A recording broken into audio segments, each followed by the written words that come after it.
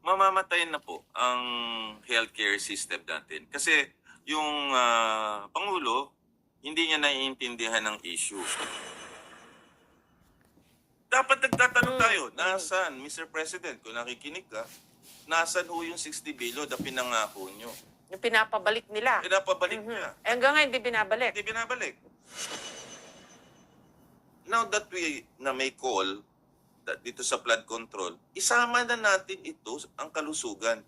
Ang presidente ang may hawak, executive branch. Iutos lang because the PhilHealth is under the office of the president. So bakit ngayon walang nagke-claim noon? At yun ang hindi ko maintindihan. Bakit ho kaya? Sa tingin ko, may nagkakakwarta. To the credit of the Secretary of Health, Dr. Liachon, Secretary Erbosa, siya mismo nag-expose nito, ha? O aftermath.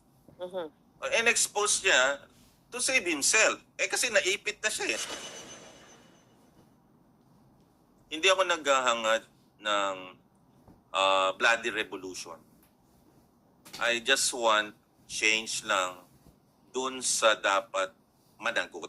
But those accountable na talagang dapat accountable, pangalanan na at katulan na. Kasi kung walang nakukulong dito at walang mapaparusahan, baliwala itong nangyayaring to.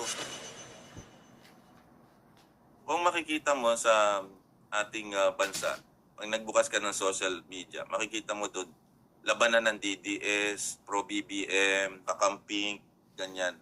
Pero walang nag-iisip ng bandera ng Pilipinas, yun ang kulay dapat nating lahat.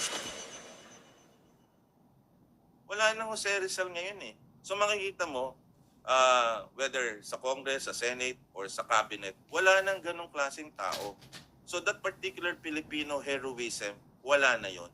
And that's the reason we are failing as a country. Because wala na tayong patriotism, wala tayong heroism, wala tayong sense of sacrifice, wala tayong wisdom, wala tayong justisya para kanino. Kaya this country will go down the drain.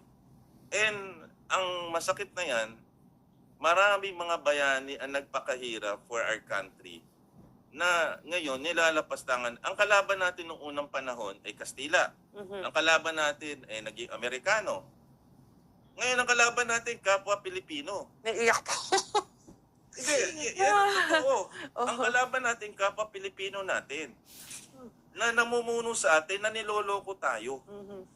Yan ang pinakamasakit na hindi katanggap-tanggap.